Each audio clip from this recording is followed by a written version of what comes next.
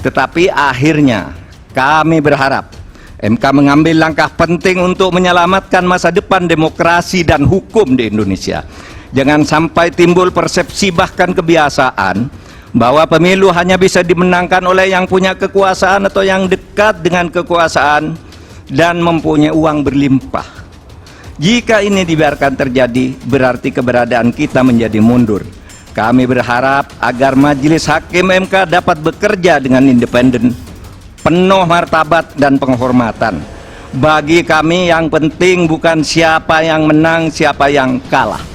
Bagi kami, masalah ini adalah beyond election, melainkan harus merupakan edukasi kepada bangsa ini untuk menyelamatkan masa depan Indonesia dengan peradaban yang lebih maju melalui antara lain berhukum dengan elemen dasar sukmanya, yaitu keadilan substantif, moral, dan etika.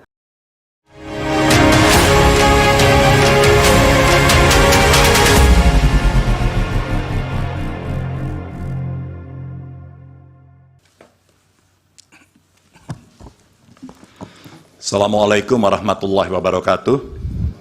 Selamat siang, salam sejahtera untuk kita semua. Yang sangat saya muliakan Ketua Majelis dan seluruh anggota, termohon, pihak terkait, Bawaslu, dan teman-teman saya dari pemohon. Saudara-saudara sekalian yang sangat saya hormati, seluruh warga negara yang saya junjung tinggi.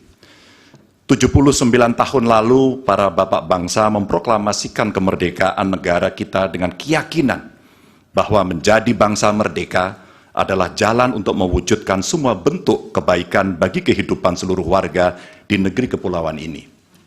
Sekarang kita berada dalam keprihatinan besar.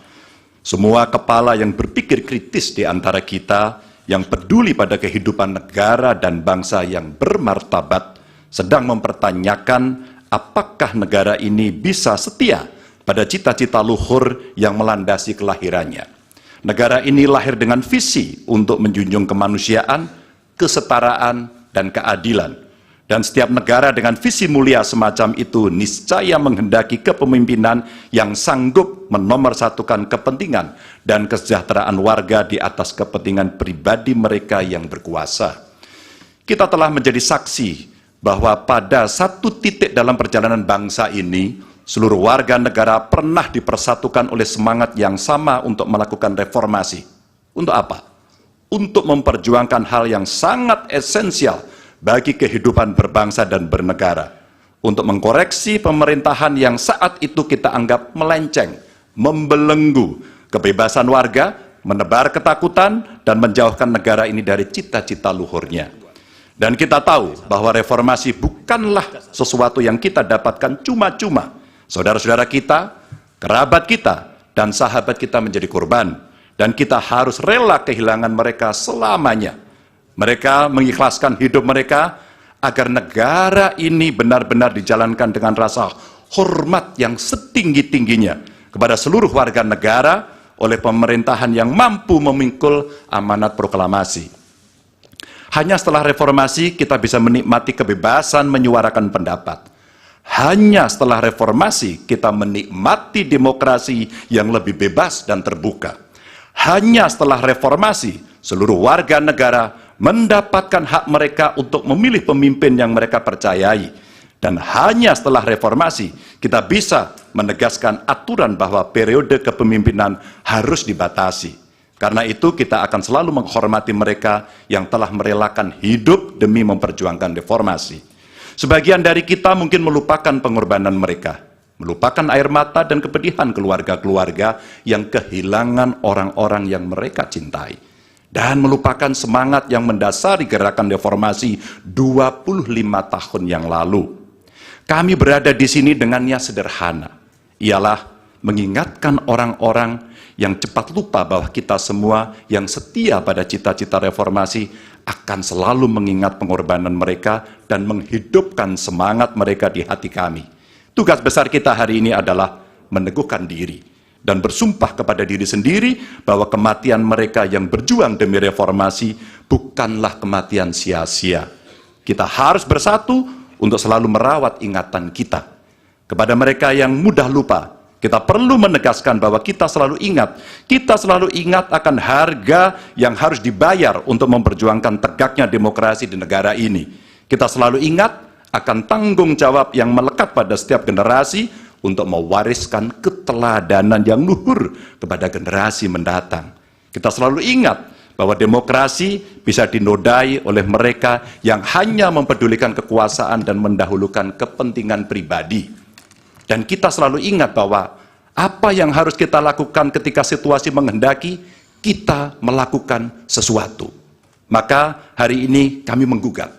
Dan lebih dari sekedar kecurangan dalam setiap tahapan pemilihan presiden yang baru lalu, yang mengejutkan bagi kita semua adalah benar-benar menghancurkan moral, adalah menyalahgunakan kekuasaan.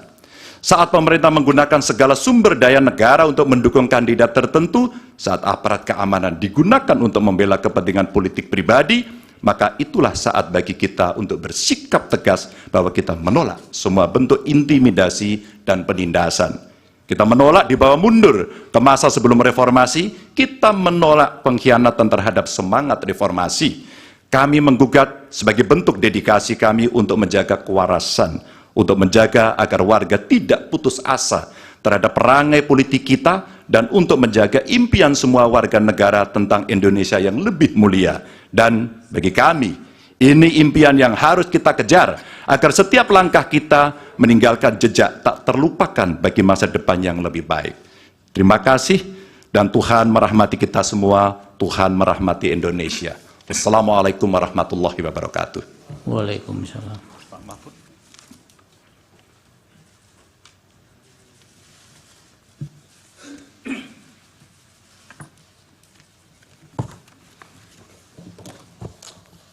Assalamualaikum warahmatullahi wabarakatuh.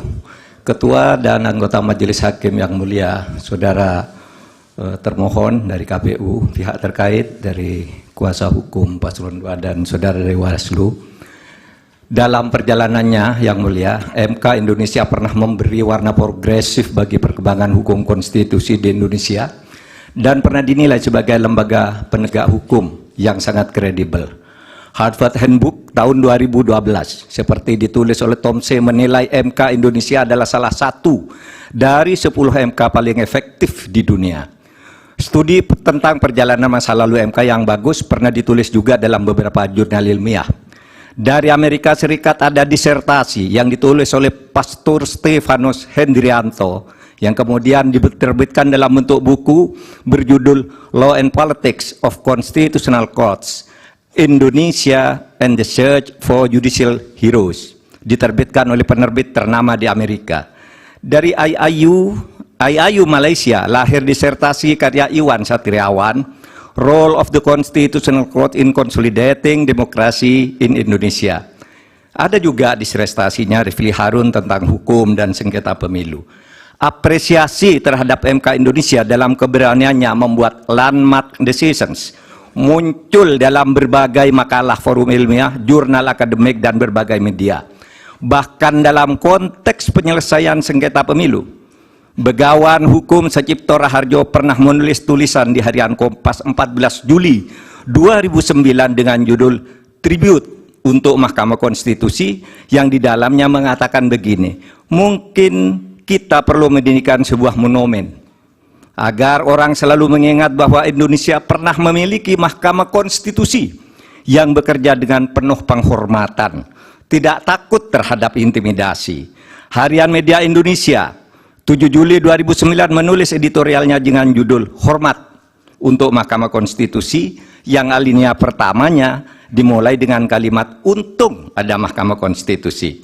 Majelis Hakim yang mulia, salah satu kunci pernah banjirnya apresiasi terhadap MK adalah keberanian MK dalam membuat landmark decisions, keputusan monumental dengan berani menembus masuk ke relung keadilan substantif sebagai sukma hukum, bukan sekedar keadilan formal prosedural semata. Dalam hal pengujian undang-undang misalnya, teori OPL atau Open Legal Policy itu lahir atau sekurang-kurangnya secara resmi digunakan pertama kali oleh Mahkamah Konstitusi. Dalam hal pelaksanaan pemilu, MK memperkenalkan pelanggaran TSM yang kemudian diadopsi di dalam tata hukum kita. Mahaguru Hukum Tata Negara Profesor Yusril Iza Mahendra saat ikut menjadi ahli pada sengketa hasil pemilu 2014 dan bersaksi di MK pada tanggal 15 Juli mengatakan bahwa penilaian atas proses pemilu yang bukan hanya pada angka harus dilakukan oleh MK. Pandangan ini bukan pandangan lama, melainkan pandangan yang selalu baru, yang justru terus berkembang sampai sekarang.